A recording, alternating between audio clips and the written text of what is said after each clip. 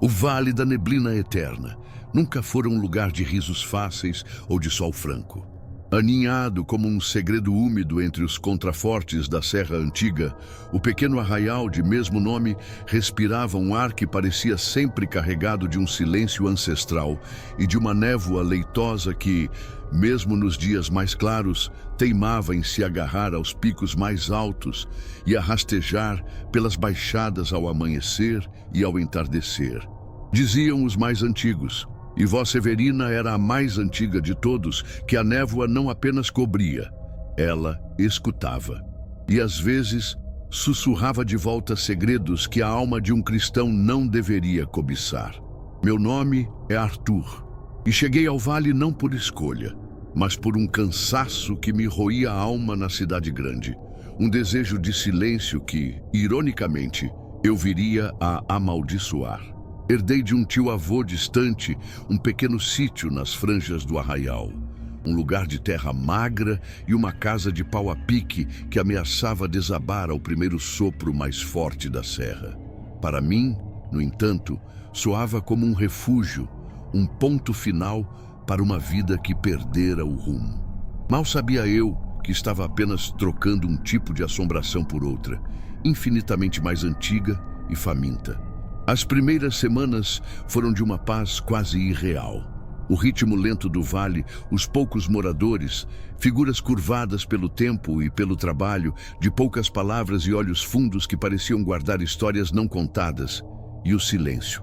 Aquele silêncio quebrado apenas pelo vento na folhagem ou pelo canto distante de um pássaro desconhecido.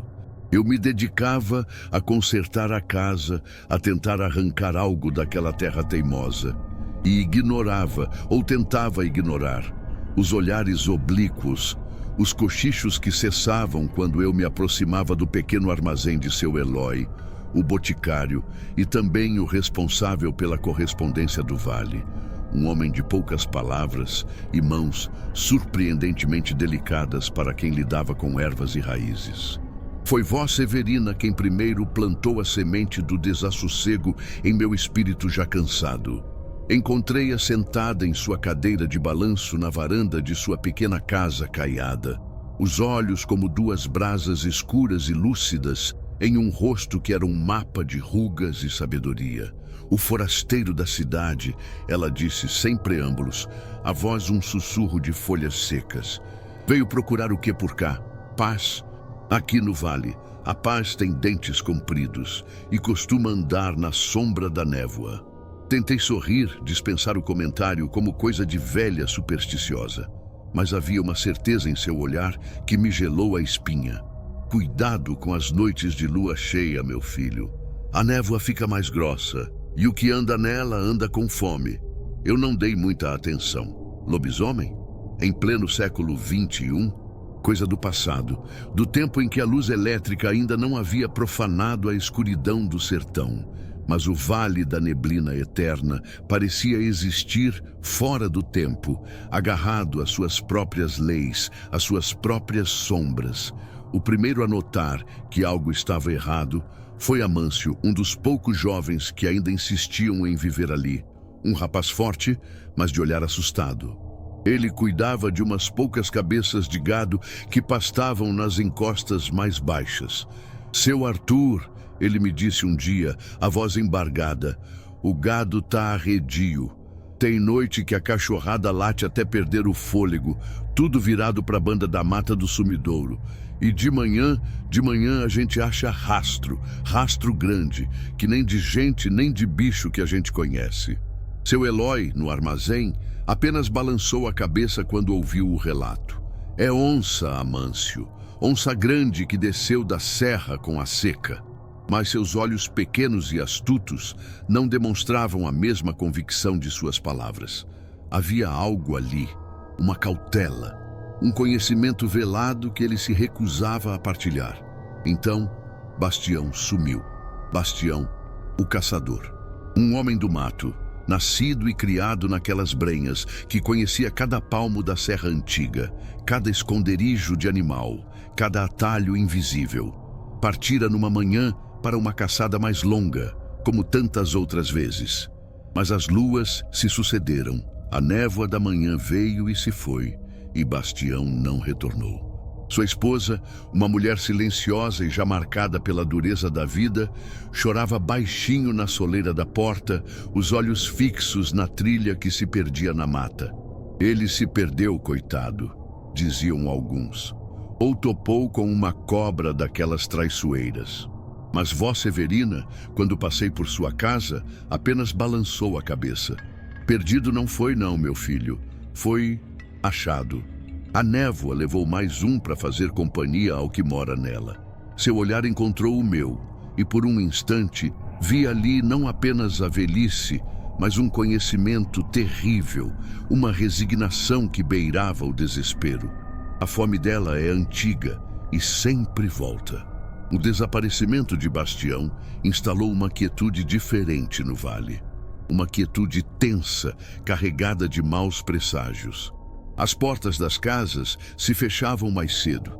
As poucas crianças que ainda existiam por ali eram recolhidas antes que a primeira sombra do entardecer tocasse o chão. E os uivos começaram.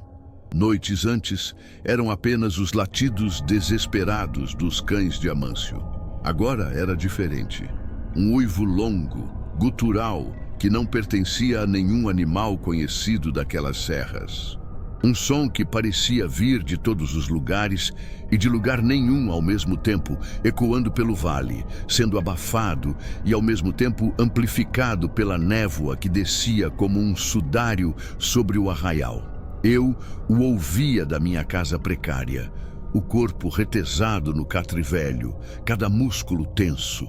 Tentava me convencer de que era o vento assobiando pelos desfiladeiros da serra. Mas o vento não tem aquela cadência de dor, aquela melodia de caçada e solidão ancestral. O vento não faz o sangue gelar nas veias. Numa dessas noites, a névoa estava particularmente densa, um caldo branco e frio que engolia as casas, as árvores, o mundo. O uivo parecia mais próximo, mais pessoal. Senti um impulso irracional de ir até a janela, de olhar para fora. Lutei contra ele, o coração martelando no peito, mas era como se uma força invisível me puxasse. Levantei, arrastei-me até a pequena janela de madeira torta. A névoa lá fora era uma parede leitosa, impenetrável. Nada se via, mas se ouvia, o uivo. E então, um outro som, um arrastar. Algo pesado sendo arrastado pela terra seca do meu quintal. Prendi a respiração. Meus dedos agarraram a madeira da janela com tanta força que as unhas doíam. O som parou, bem embaixo da minha janela. Um silêncio terrível se instalou, mais assustador que o próprio uivo.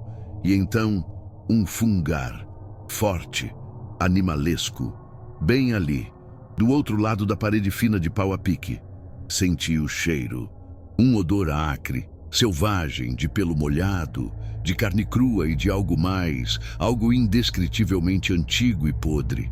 O cheiro da própria névoa, concentrado, personificado. Fiquei paralisado. O terror era uma garra fria apertando meu coração. Não podia gritar, não podia me mover, apenas esperar. Ouvi um grunhido baixo e depois o som de garras. Garras longas e pesadas, arranhando a madeira da parede, subindo em direção à minha janela. Fechei os olhos com força. Rezei todas as orações que minha mãe me ensinara na infância. Palavras que há muito eu esquecera, mas que agora jorravam de meus lábios como uma torrente desesperada. O arranhar parou, um silêncio ainda mais denso. Então, um baque surdo contra a janela, como se algo pesado tivesse se chocado contra ela. E um rosnado que não era apenas de animal. Havia nele uma inteligência, uma frustração, quase um escárnio. Esperei, o corpo tremendo incontrolavelmente, até que os primeiros raios pálidos do amanhecer começassem a filtrar através da névoa. Só então ousei abrir os olhos. Aproximei-me da janela com a cautela de quem pisa em terreno minado. Olhei para fora. A névoa começava a se dissipar, revelando o quintal maltratado. Não havia nada ali, nada além do orvalho da manhã, sobre a vegetação ressequida. Mas na madeira da janela, na altura onde minha cabeça estaria se eu estivesse olhando para fora, havia marcas. Marcas profundas. 5 delas, paralelas. Como se uma mão gigantesca, com garras de navalha, tivesse tentado romper a madeira. E no chão, sob a janela, uma única pegada, enorme, deformada, parte homem, parte besta, impressa no barro úmido da noite. A paz do Vale da Neblina Eterna era uma mentira.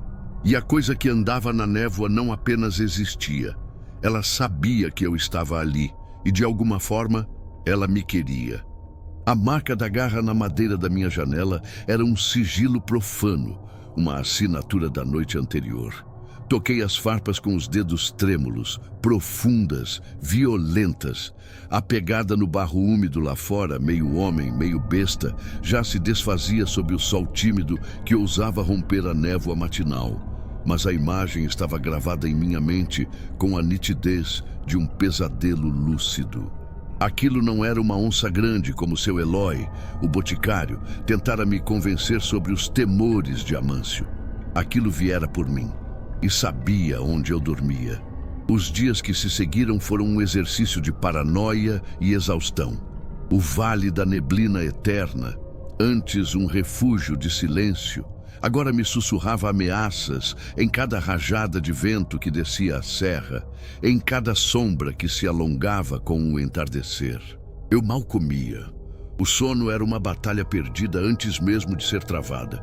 Cada estalo da casa velha, cada uivo distante que a noite trazia, me punha de pé, o coração disparado, a respiração presa. Em Ouro Preto, no meu trabalho como contador, eu lidava com a lógica fria dos números, com a previsibilidade das leis. Aqui, as únicas leis pareciam ser as do medo e do instinto. E meu instinto gritava que eu estava encurralado. Tentei conversar com seu Eloy no armazém, buscando em seu semblante miúdo e em seus olhos astutos alguma explicação, algum conselho que fosse além do "é onça, fique tranquilo". Mencionei as marcas na janela, a pegada. Ele limpou seus óculos com um pedaço de flanela, ajeitou os poucos fios de cabelo sobre a calva brilhante e respondeu com uma calma que me pareceu forçada, quase ensaiada. Ventania forte na serra, seu Arthur. Faz cada estrago. E bicho do mato. Ah, bicho do mato tem de todo tipo por essas bandas. O senhor que é da cidade não está acostumado. Seu sorriso foi breve e não alcançou os olhos. Havia algo ali, uma hesitação, uma sombra de conhecimento que ele se recusava a partilhar. Saí de lá com a certeza de que ele sabia mais do que dizia, muito mais. A tensão no vale era palpável, espessa como a própria névoa que agora parecia descer mais cedo e se demorar mais a cada dia. Amâncio perdeu 2 reses. Encontrou-as estraçalhadas perto da mata do sumidouro, a carne arrancada com uma fúria que não pertencia a nenhuma fera conhecida. Não foi onça, seu Arthur, ele me disse, os olhos arregalados de pavor, a voz um fio. Onça come para matar a fome. Isso aí foi ódio, foi maldade pura. O cheiro que ele descreveu, acre, de pelo molhado e podridão, era o mesmo que eu sentira sob minha janela. Foi a visão de Rosália, a filha do ferreiro, que acendeu o verdadeiro pânico no arraial. Uma moça jovem, de fala mansa e olhos assustados, ela jurou ter visto, ao voltar da capela ao anoitecer, uma figura enorme, curvada, movendo-se com uma agilidade bestial entre as árvores, no limite da mata, os olhos brilhando vermelhos na penumbra. Era grande como um homem, mas andava como bicho. Ela contou, a voz embargada pelo choro, na pequena venda de seu Eloy para um público de rostos pálidos e apreensivos. E o jeito que olhou para mim parecia que via minha alma. Ninguém mais zombava de Vó Severina. Seus avisos, antes tidos como delírios de uma velha caduca, agora ecoavam com a força de uma profecia. Decidi procurá-la.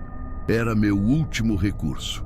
Encontrei-a em sua varanda como sempre, a cadeira de balanço rangendo num ritmo lento e constante, como o próprio tempo naquele vale esquecido. Seus olhos escuros me fitaram com uma intensidade que parecia atravessar minhas defesas. A névoa anda com fome, não é, meu filho? Ela disse, antes que eu pudesse abrir a boca. Sua voz, um sussurro de folhas secas, carregava o peso de muitas luas e muitos medos. Contei a ela sobre as marcas na janela, sobre o cheiro, sobre a pegada, sobre o medo que se instalara em meu peito como um inquilino indesejado. Ela ouviu em silêncio, baforando seu cachimbo de barro, a fumaça subindo em espirais lentas no ar parado da tarde. Quando terminei, ela suspirou. O que assombra este vale não é bicho comum não, seu Arthur.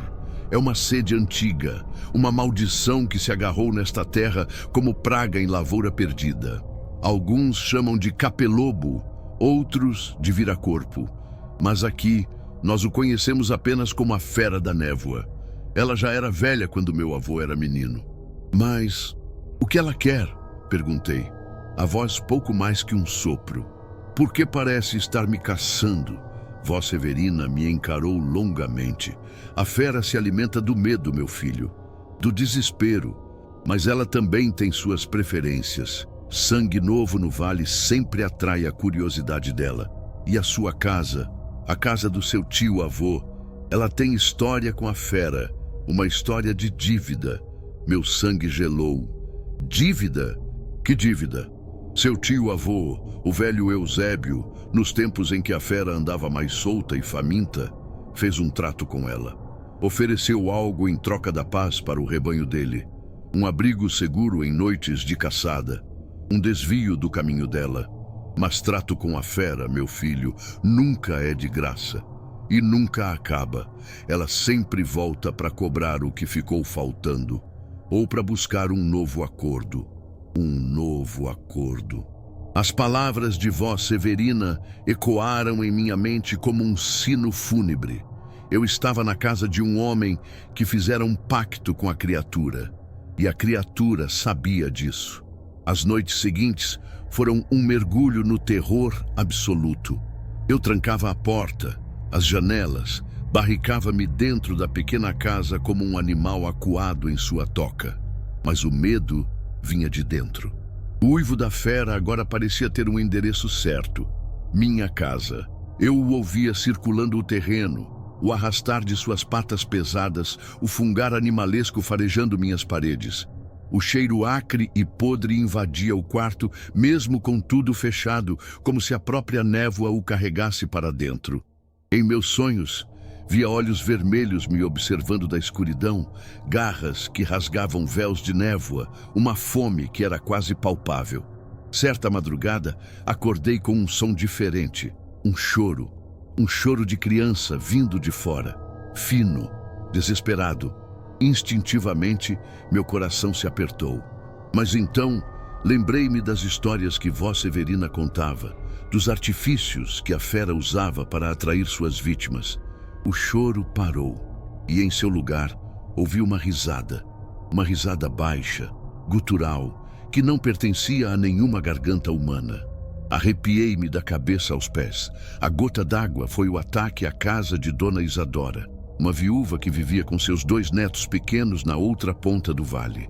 Numa noite em que a névoa desceu como um dilúvio, a fera atacou. Não houve gritos, apenas o som de madeira se partindo, de algo pesado se chocando contra as paredes. Pela manhã, o cenário era de carnificina. A porta arrancada das dobradiças, móveis revirados e sangue. Sangue espalhado pelas paredes, pelo chão de terra batida. Dona Isadora e os netos haviam sumido. Apenas um pequeno sapatinho de criança, sujo de sangue e lama, fora encontrado no quintal.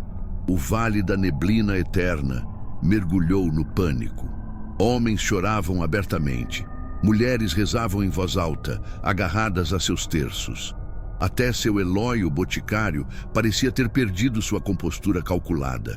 Seus olhos pequenos corriam assustados de um lado para o outro, e suas mãos tremiam ao tentar enrolar um remédio para a dor de cabeça. "Precisamos fazer alguma coisa!" gritou Amâncio, a voz embargada pela raiva e pelo medo, no centro do pequeno largo em frente à capela abandonada. Não podemos esperar que essa coisa leve mais um de nós. Uma pequena multidão se formou. Homens armados com espingardas velhas, facões enferrujados, foices, uma milícia desesperada, movida mais pelo terror do que pela coragem. Decidiram fazer uma vigília. Dividiriam-se em grupos e esperariam a fera na entrada da Mata do Sumidouro, o lugar onde Bastião fora visto pela última vez e onde os rastros da criatura eram mais frequentes. Eu sabia que era loucura, uma armadilha. Mas o que eu poderia fazer? Ficar em casa, esperando ser o próximo? Juntei-me a eles, o estômago revirado, a certeza da desgraça iminente pesando em minha alma. A noite caiu, fria e sem estrelas. A névoa se adensando ao nosso redor como um predador invisível. O silêncio era quebrado apenas pelo som das nossas respirações tensas e pelo clique metálico ocasional de uma arma sendo engatilhada. A espera, a terrível espera, e então o uivo, mais próximo do que nunca, um som que rasgou a noite e congelou o sangue em nossas veias, um som que anunciava não apenas a caçada, mas o próprio fim. A espera na orla da Mata do Sumidouro era uma tortura fria, a névoa da noite envolvendo nosso pequeno grupo de homens como uma mortalha úmida e pegajosa. O silêncio opressor do vale fora rompido apenas pelo tilintar nervoso de uma espingarda nas mãos de Amâncio e pelo bater descompassado do meu próprio coração, que parecia querer saltar pela boca. Cada sombra que a lua nova se recusava a dissipar ganhava formas monstruosas em nossa imaginação febril. O cheiro acre de mato molhado e terra fria misturava-se a um odor mais sutil, quase imperceptível, que me lembrava o hálito podre da fera sob minha janela. Um fedor de morte antiga. Então o uivo, desta vez, não era um lamento distante ecoando pela serra. Era um rugido, próximo. Um som gutural, carregado de uma fúria que parecia emanar das próprias entranhas da terra, rasgando o véu da noite e da névoa. Um arrepio coletivo percorreu nosso grupo. Homens acostumados à dureza do sertão, cujas mãos calosas conheciam o peso da foice e do facão, agora se encolhiam, os rostos pálidos sob a fraca luz dos lampiões que trouxéramos. "Ela tá perto", sibilou um dos mais velhos, Zé Guedes, a voz um fiapo, perto demais. O mato alto à nossa frente farfalhou violentamente. Um instante de silêncio absoluto, onde apenas nossas respirações ofegantes podiam ser ouvidas. E então a coisa emergiu da névoa.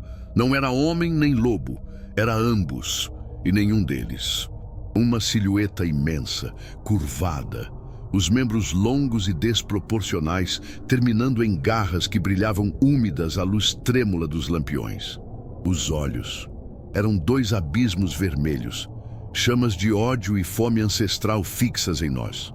Um rosnado baixo, como o trovão distante que anuncia a tempestade, vibrou em seu peito. Alguém gritou. Um tiro espocou, o clarão iluminando por um segundo a forma grotesca da fera, que soltou um urro de dor e fúria, avançando sobre nós com uma velocidade aterradora. O que se seguiu foi o caos. Um pandemônio de gritos, tiros, o som horrível de carne sendo rasgada, de ossos se partindo. A névoa, nossa inimiga silenciosa, tornava tudo confuso, os vultos se movendo como demônios num pesadelo. Vi Amâncio ser atirado ao longe como um boneco de palha, um grito agudo cortado pela metade. Zé Guedes disparava sua espingarda velha a esmo, o rosto uma máscara de terror puro, antes de ser silenciado por um golpe de garra que quase o decapitou. Eu caí, tropeçando numa raiz, a velha garrucha que me emprestaram voando de minhas mãos. Rolei pelo chão úmido, o cheiro de sangue e medo me sufocando. Por um instante, vi a fera sobre mim, o hálito podre me atingindo o rosto, os olhos vermelhos fixos nos meus. Era o fim. Fechei os olhos, esperando o golpe final, mas ele não veio. Ouvi um ganido agudo, um som de dor, e quando abri os olhos, a fera recuava, mancando uma das pernas da frente ensanguentada. Alguém, em seu desespero, Conseguira atingi-la com um tiro de espingarda carregada com sal grosso e lascas de metal benzido, uma munição improvisada de pura superstição e fé. A criatura soltou um último uivo, um misto de dor e promessa de vingança, e desapareceu na névoa densa, tão subitamente quanto surgira. O saldo daquela noite foi devastador. 2 homens mortos, estraçalhados de forma irreconhecível. Amâncio, gravemente ferido, a vida se esvaindo em seus olhos arregalados. E o restante de nós, marcado não apenas pelas feridas físicas, mas por um terror que se alojara em nossas almas, como um parasita. O Vale da Neblina Eterna mergulhou numa escuridão ainda mais profunda. O medo já não era um sussurro, era um grito constante. Nos dias que se seguiram, o arraial se encolheu sobre si mesmo. Ninguém mais ousava se aproximar da mata do sumidouro. As casas permaneciam trancadas, as janelas fechadas, mesmo sob o sol inclemente. O pequeno armazém de seu Eloy mal abria, e quando o fazia, era o próprio boticário, pálido e com olheiras fundas, quem atendia, os olhos fugindo de qualquer conversa que não fosse sobre o preço do querosene ou do fubá. Sua habitual loquacidade, sua calma calculada, haviam sumido, dando lugar a uma nervosa reserva. Eu sabia, com uma certeza que me gelava os ossos, que a fera voltaria. Ela fora ferida, e agora estava com mais ódio, mais fome, e eu sentia de alguma forma inexplicável que seu alvo principal ainda era eu. Aquele confronto na mata, aqueles olhos vermelhos fixos nos meus, havia algo pessoal ali, uma conexão terrível. Desesperado, voltei à casa de Vó Severina. Ela me recebeu com a mesma serenidade de sempre, como se o massacre da noite da vigília fosse apenas mais uma nota na longa e trágica canção do vale. Ela provou sangue, meu filho. Vó Severina disse, antes mesmo que eu pudesse relatar o horror. E sangue humano, uma vez provado, vicia a fera mais que cachaça forte. Precisamos pará-la, Vó Severina, implorei, a voz embargada. Ela vai acabar com todos nós. A velha balançou a cabeça lentamente, os olhos fixos no horizonte enevoado. Parar a fera não é como parar uma enchente com as mãos, não. Ela é parte deste vale, parte da maldição que seu tio-avô Eusébio ajudou a alimentar. O pacto que ele fez, ele pode ser quebrado, a dívida pode ser paga de outra forma? Vó Severina me encarou, e pela primeira vez vi em seus olhos uma centelha de algo que poderia ser medo, ou talvez uma tristeza infinita. Tem história antiga, meu filho, que quase ninguém mais lembra. História que meu avô contava. E o avô dele já contava antes.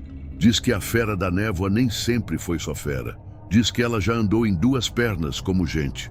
Que era um homem do vale, amaldiçoado por mexer com o que não devia, por quebrar promessa feita aos encantados da mata. Meu coração deu um salto. Um homem? A fera é um de nós? Ou foi? Ela corrigiu, a voz baixa. A maldição transforma, corrói a alma, apaga a lembrança do que um dia foi.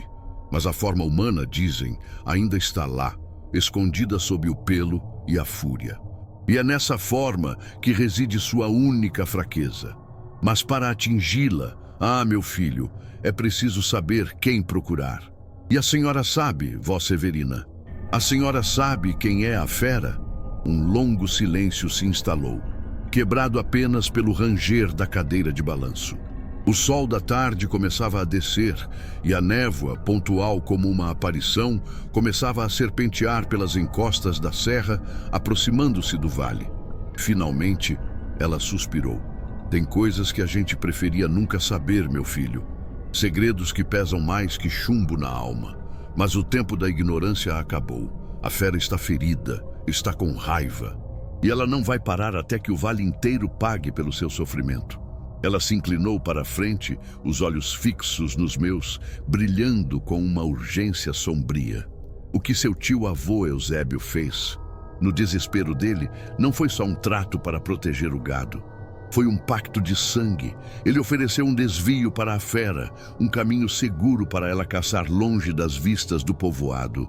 Mas ele também ofereceu um sacrifício futuro, alguém do seu próprio sangue, para quando a fera estivesse fraca demais, ou quando a antiga forma humana dela estivesse prestes a morrer, para que a maldição pudesse se transferir, para que a fera pudesse renascer.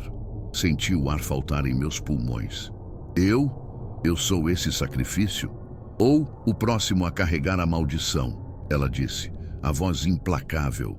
Mas antes disso, há o portador atual, aquele que anda entre nós como homem durante o dia e que uiva para a lua quando a névoa desce. Quem, Vó Severina? Pelo amor de Deus, quem é? Ela fechou os olhos por um instante, como se buscasse coragem. Quando os abriu novamente, havia neles uma resolução terrível.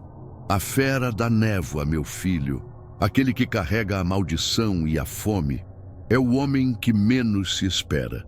Aquele que conhece todas as dores do vale e oferece alívio em suas pequenas garrafas e pós.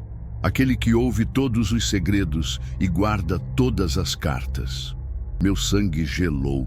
Uma imagem me veio à mente, os olhos pequenos e astutos, a calma forçada, as mãos surpreendentemente delicadas.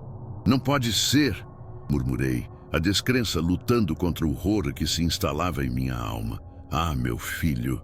Vó Severina suspirou, e o som parecia carregar o peso de todas as tragédias do vale. Pode, e é. A fera que assombra o vale da neblina eterna, o monstro que provou o sangue dos nossos, é seu Eloi, o boticário. A revelação caiu sobre mim como uma laje fria. Seu Eloi. O homem quieto, recluso, que conhecia todas as ervas e todos os moradores. O horror daquela verdade era quase insuportável. O monstro não estava apenas à espreita na mata. Ele vivia entre nós. Ele sorria para nós. Ele nos vendia nossos remédios e nossos venenos.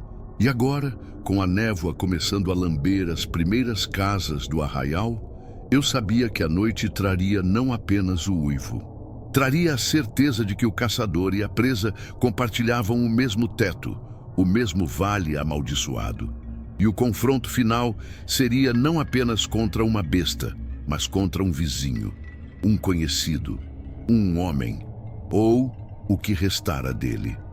A revelação de Vó Severina caiu sobre mim, como o peso da própria Serra Antiga. Seu Eloi, o boticário, o homem de fala mansa e mãos delicadas, que conhecia os segredos de cada erva e o nome de cada morador do vale, era a fera da névoa. O monstro que estraçalhara Bastião, que levara Dona Isadora e seus netos, que arranhara minha janela com garras de pesadelo. Saí da casa da velha com a mente em turbilhão, o mundo ao meu redor parecendo irreal, tingido pelas cores doentias do horror. Cada sombra no vale parecia agora esconder o vulto de Eloi. Cada rajada de vento trazia o eco de seu uivo faminto. Passei os dias seguintes numa agonia silenciosa. A quem contar? Quem acreditaria? Os poucos homens que restavam no arraial, já traumatizados pelo massacre da vigília, olhavam-me com uma mistura de pena e desconfiança.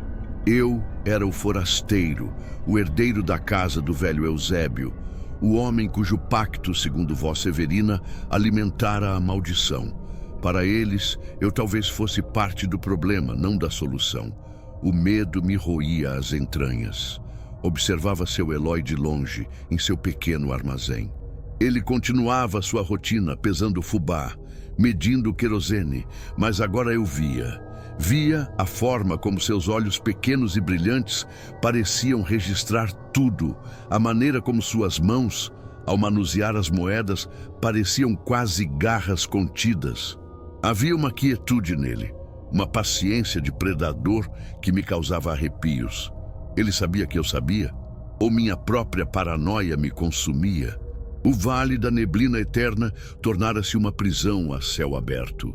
A névoa, antes apenas uma característica melancólica da paisagem, agora era o véu da fera, sua cúmplice, sua mortalha. Descia mais cedo, mais densa, engolindo o arraial em seu abraço frio e silencioso. E com ela vinham os uivos, mais arrogantes, mais próximos.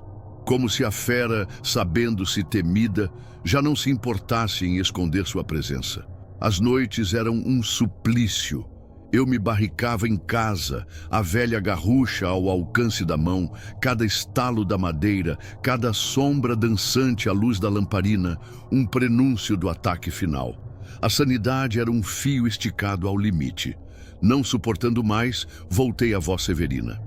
Encontrei-a tecendo uma intrincada peça de palha trançada, os dedos ágeis e precisos, desmentindo sua idade. Ele sabe que eu sei, voz Severina. Perguntei, a voz um fiapo. Seu Eloy, a fera, ela sabe. A velha não ergueu os olhos do seu trabalho. A fera sabe muita coisa, meu filho. Sente o cheiro do medo a légua de distância. E o seu medo... o seu medo deve ter um aroma forte para ela. Mas o que podemos fazer? Não podemos apenas esperar que ela nos casse um por um. Ela finalmente parou de tecer. Seus olhos escuros encontraram os meus, e neles havia uma tristeza antiga, uma resignação que me cortou o coração. Fazer contra a fera da névoa? Pouco se pode. Ela é a força da terra ultrajada, a fome da noite sem lua, mas... nem toda força é invencível. Toda criatura, por mais amaldiçoada que seja, carrega em si a semente de sua própria desgraça. Uma fraqueza? Agarrei-me à palavra como um náufrago a um destroço. Ela tem uma fraqueza. Voz Severina hesitou. Não é bem fraqueza, meu filho. É uma lei. Uma lei mais antiga que a própria serra. A fera, para manter sua força neste mundo, precisa do elo humano. Precisa do corpo que a hospeda. Se o homem que é seu Eloy for silenciado, na hora certa, do jeito certo, talvez a maldição se quebre, ou adormeça por mais umas quantas gerações. Silenciado? Quer dizer, matá-lo em sua forma humana? A ideia era monstruosa. Caçar um homem, um vizinho, mesmo que ele fosse um monstro à noite? É um sangue amaldiçoado, meu filho, ela disse, a voz baixa. Mas ainda é sangue de homem. E só outro homem, com o coração puro ou com o desespero justo, pode tentar findar o ciclo. Mas não é simples. A fera protege seu hospedeiro. E o hospedeiro, mesmo que sua alma esteja quase toda devorada, ainda luta para viver. E o pacto do meu tio-avô, a minha ligação com isso?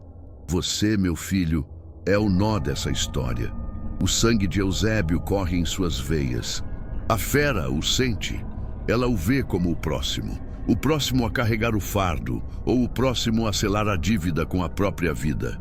Se Eloy cair e a maldição não encontrar um novo corpo forte o bastante, ou um sacrifício que a aplaque, ela pode se voltar contra você com toda a sua fúria. Um calafrio percorreu minha espinha. Eu não era apenas uma testemunha. Era uma peça fundamental naquele tabuleiro macabro. E qual é o jeito certo, voz Severina? A hora certa? A velha olhou para a névoa que já começava a se adensar no vale lá embaixo. A fera é mais forte na lua cheia, quando a névoa é sua aliada. Mas na lua nova, quando a escuridão é total e a névoa se aquieta, dizem que a alma do homem dentro dela fica mais exposta, mais frágil. E precisa de prata. Prata que tenha sido benzida sob o pranto de uma viúva, ou temperada no fogo de um ferreiro que perdeu um filho para a mata. Prata que carregue a dor da perda. Só uma lâmina assim pode cortar o elo profano. Saí da casa de voz Severina com a mente fervilhando. Prata benzida pela dor. Lua nova. A alma exposta do homem dentro da fera. Era um plano. Um plano terrível, quase impossível. Mas era algo, era mais do que esperar a morte na escuridão. Os poucos homens que ainda tinham alguma coragem no vale. Amâncio, que se recuperava lentamente dos ferimentos, mas cujo olhar agora queimava com um desejo sombrio de vingança. Rosália, a filha do ferreiro, que perdera o noivo na noite da vigília. E alguns outros, velhos e jovens, unidos pelo medo e pela perda, me ouviram. A princípio com descrença. Depois com um horror crescente. Seu Eloy? O boticário? Aquele que lhes vendia ungüentos e palavras de consolo? Mas a autoridade nas palavras de voz Severina? e o desespero em meus próprios olhos começaram a minar suas dúvidas. Rosália, com lágrimas silenciosas escorrendo pelo rosto, trouxe uma velha faca de caça de seu pai, a lâmina de prata escurecida pelo tempo, mas ainda afiada. Minha mãe chorou sobre ela por 3 luas, quando meu irmão mais novo se perdeu na serra e nunca mais voltou. Ela disse, a voz embargada: "Se a dor nesta prata é a dor da minha família." Esperamos a lua nova. Foram dias de uma tensão quase insuportável. O vale parecia prender a respiração. Seu Eloy, em seu armazém, parecia mais pálido, mais recluso. Seus olhos pequenos me seguiam com uma intensidade que eu não sabia se era de suspeita ou de um reconhecimento sombrio. A névoa, mesmo durante o dia, parecia mais densa, mais fria. E os uivos noturnos eram um tormento sem fim, um lamento de fome e solidão que ecoava em minha alma. Na noite da lua nova, a escuridão era total. Um breu que engolia o vale, tornando cada sombra uma ameaça, cada som um prenúncio. Reunimos-nos no largo da capela, um pequeno grupo de almas desesperadas, armados com a faca de prata de Rosália, algumas espingardas velhas e a coragem frágil que o medo nos concedia. Vó Severina nos abençoou com um ramo de arruda e palavras numa língua que eu não entendia, mas que soavam antigas e poderosas. "Ele estará fraco hoje", ela disse, "mas a fera ainda é forte e astuta. Sigam o rastro do medo, ele os levará até ela." Partimos em silêncio, engolidos pela noite e pela névoa que, estranhamente, parecia mais rala naquela escuridão absoluta, como se até ela se curvasse à ausência da lua. O ar estava gelado, carregado de uma expectativa elétrica. O único som eram nossos passos hesitantes na terra batida e nossas respirações contidas. Sabíamos para onde ir. A mata do sumidouro, o coração do território da fera. À medida que nos aproximávamos, um cheiro familiar começou a se infiltrar no ar. Aquele odor acre, de pelo molhado e podridão. E um som. Um som de algo grande se movendo entre as árvores, quebrando galhos secos. Estávamos perto. Amâncio, à minha frente, ergueu a mão, sinalizando para pararmos. Sacou a espingarda.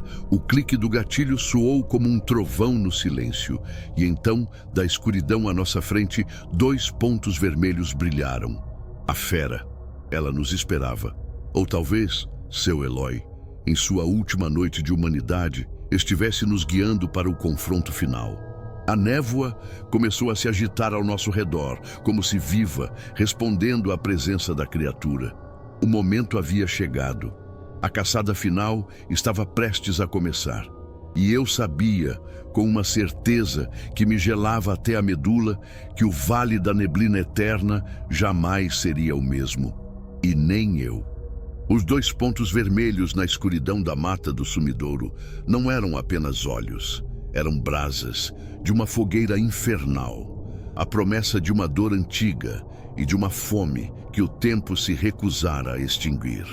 A fera da névoa nos encarava, seu corpo imenso, uma silhueta ainda mais grotesca contra a ausência de luar. A névoa agitando-se ao seu redor como um manto vivo, faminto por ocultar e revelar o horror em doses calculadas. Um rosnado baixo, um trovão contido nas entranhas da noite, fez o chão tremer sob nossos pés. Ninguém se moveu. O medo era uma mordaça de gelo. Então, como um raio negro rasgando a mortalha de névoa, ela atacou. O primeiro a cair foi um dos rapazes mais novos, um primo distante de Amâncio, cujo nome mal tive tempo de aprender. Um grito agudo, interrompido por um som úmido, horrível, e ele desapareceu no turbilhão de garras e dentes. O pânico explodiu. Tiros espocaram a esmo. Os clarões iluminando fragmentos da fera, um flanco coberto de pelos grossos e emaranhados, uma pata com garras como foices, o brilho insano daqueles olhos vermelhos. Amâncio, com um urro de fúria e desespero, avançou, a espingarda cuspindo fogo. A fera o atingiu com um golpe lateral que o arremessou contra o tronco de uma aroeira antiga. Ouviu o estalo seco de ossos se partindo. Eu estava paralisado. A garrucha em minhas mãos pesava 1 tonelada, inútil. A névoa era um labirinto, os gritos dos homens, os rosnados da fera, os disparos, tudo se misturava numa cacofonia de terror puro. Vi Rosália, a faca de prata de seu pai em punho, o rosto pálido, mas os olhos queimando com uma determinação sombria. Ela se movia com uma agilidade inesperada, buscando uma brecha na defesa da criatura. A fera parecia estar em toda parte e em lugar nenhum. A névoa era sua aliada, sua arma. Ela surgia das sombras, atacava e se esvaía antes que pudéssemos reagir com clareza. Mais um grito, depois outro. O cheiro de sangue fresco e de medo animal impregnava o ar, misturando-se ao odor podre da criatura. Então, ela se voltou para mim.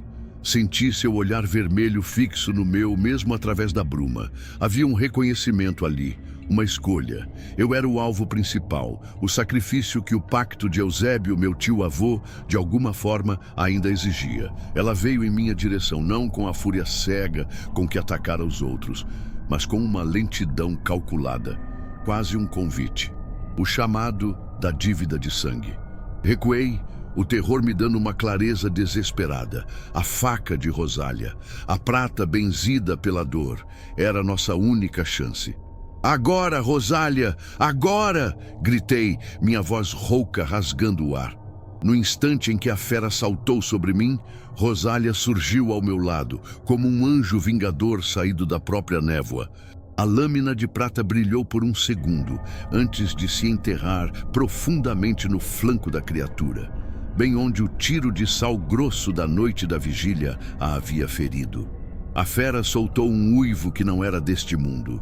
Um som que misturava dor excruciante, surpresa e uma raiva que parecia abalar os próprios alicerces da serra. Ela se contorceu, tentando alcançar Rosália. Mas eu, num último ato de coragem nascido do puro desespero, agarrei um dos lampiões ainda acesos e o atirei contra o rosto da criatura. O querosene explodiu em chamas, envolvendo a cabeça da fera numa auréola de fogo e fumaça. O monstro cambaleou para trás, urrando, debatendo-se, as chamas iluminando sua agonia e revelando por um instante terrível sob a pele chamuscada e o pelo em chamas, os traços distorcidos, mas inconfundíveis, de um rosto humano. Os olhos de seu Eloy, o boticário, arregalados em pavor e sofrimento, me encararam por uma fração de segundo. Havia súplica ali, ou talvez fosse apenas o reflexo do fogo. Então, com um último espasmo, a fera desabou, o corpo imenso tombando pesadamente no chão da mata, o fogo começando a se extinguir sob a umidade da névoa que voltava a se adensar, como se quisesse reclamar o que era seu. Um silêncio pesado desceu sobre a mata do sumidouro, quebrado apenas pelo som dos nossos gemidos, pela respiração ofegante dos poucos que ainda estavam de pé. Amâncio estava vivo, mas gravemente ferido. Outros 2 não tiveram a mesma sorte. Aproximei-me com cautela do corpo da fera. A névoa parecia recuar dele, formando um círculo. As chamas haviam se apagado, deixando um cheiro horrível de pelo queimado e carne assada. E ali, onde antes havia a cabeça monstruosa, agora repousava, sobre um leito de folhas ensanguentadas, o rosto de seu Eloy. Envelhecido, contorcido numa máscara de dor final, mas inequivocamente humano. A maldição, ao que parecia, morrera com ele, ou pelo menos adormecera novamente. Carregamos nossos feridos e nossos mortos de volta para o vale da neblina eterna. O sol da manhã, ao romper a névoa teimosa, iluminou um arraial transformado. Não havia mais medo nos olhos das pessoas. Havia dor, sim, luto, mas também um cansaço profundo e uma centelha frágil de algo que se assemelhava à paz. Vó Severina nos esperava na entrada do vale, o cachimbo apagado entre os dedos, os olhos escuros perscrutando cada um de nós. Ela não fez perguntas, apenas assentiu lentamente quando viu o corpo de Eloy sendo carregado numa maca improvisada. A dívida foi paga, ela disse, a voz baixa, mas firme. O sangue amaldiçoado voltou para a terra. A névoa vai se aquietar por um tempo, até que a memória dos homens se apague outra vez e a fome da serra desperte novamente. Enterramos nossos mortos, cuidamos de nossos feridos, e a vida, com a teimosia das plantas do sertão, começou a retomar seu curso no Vale da Neblina Eterna. Mas nada mais seria como antes. O conhecimento do que vivia na névoa, do que se escondia sob a pele de um vizinho, essa era uma cicatriz que jamais se apagaria. Eu permaneci no vale por mais alguns meses, ajudando na reconstrução do que fora quebrado, não apenas nas casas, mas nas almas. A casa de meu tio-avô Eusébio já não me parecia tão assombrada. O cheiro de mofo e podridão dera lugar ao cheiro de madeira nova e tinta fresca. Mas eu sabia que o legado de Eusébio, a sombra do pacto, ainda pairava sobre mim, sobre o meu sangue. Eu não fora o sacrifício, mas a fera me vira, me reconhecera, e parte do seu uivo desesperado ainda ecoava em meus pesadelos. Vó Severina, antes de eu partir de volta para a cidade, me chamou para uma última conversa. Você carrega a marca agora, meu filho, ela disse, olhando para minhas mãos. Não a maldição da fera, mas a memória dela, o conhecimento do que se esconde sob a névoa do mundo. Isso pode ser um fardo, ou pode ser uma força. E o que eu faço com isso, Vó Severina? Ela sorriu, um sorriso enigmático, antigo como a própria serra. Isso, meu filho, só o seu coração vai dizer. Mas lembre-se, a névoa sempre volta, e sempre haverá uivos na escuridão. O importante é ter a coragem de acender uma luz, por menor que seja. Deixei o Vale da Neblina Eterna numa manhã de sol claro, a névoa recuada nos picos mais altos da Serra Antiga.